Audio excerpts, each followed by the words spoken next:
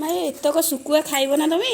ଏଇ ତୁ କ'ଣ ଦୃଷ୍ଟିଆ କରିଦେଲୁଣି? ଯାଇକି ବାଡ଼ୁ କେମିତା ଲଙ୍କା ଆଣିଛି, ଗୋଟେ ଶୁଖୁଆରେ ଦଳିମି, ଗୋଟେ କମଳାରେ, ଆଉ ଗୋଟେ ହେଲା ମାଛରେ।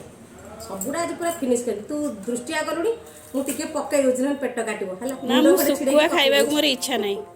ରହ, ଦଳାଟା କେମିତି ହେବ? ତୁ ଖାଲି ଦଳାଟା ଦେଖ। ତୁ ଯଦି ନିଜେ ନ କହିବୁ ଆସି ମା ତୋ ମୋ ସାଙ୍ଗେ ଖାଇବୁ ବୋଲି, ତାହେଲେ ମୋତେ କହିବୁ। ମୁଁ ଖାଲି ଦଳି ସାରେ, ଖାଲି ବାସ୍ନାଟା ନେଇ ଆଗେ ଲଙ୍କା ରସୁଣ ଧଳିଆ ପତ୍ରକୁ ଦଳିଦେବି ହେଲା। ତାପରେ ବଡ଼ି ତା ସହିତ ଦଳିବି।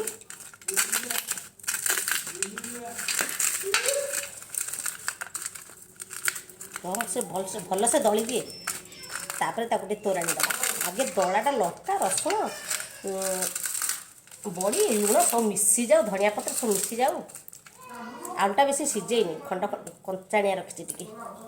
ଅତି ସିଝିଗଲେ ଭଲ ଲାଗିବନି, ଝୋଳଟା ହେଇଯିବ ବହଳିଆ ହେଇଯିବ। ତା ସାଙ୍ଗରେ ଟିକେ ଟିକେ ଭାତ ପଡ଼ୁ, ବଢ଼ିଆ ଲାଗିବ।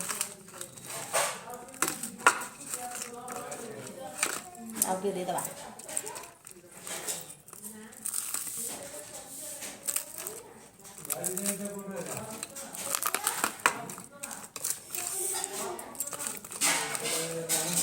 ଏମିତି ଖାଇଦିଅ ଗଣ୍ଡେ ଆଗେ।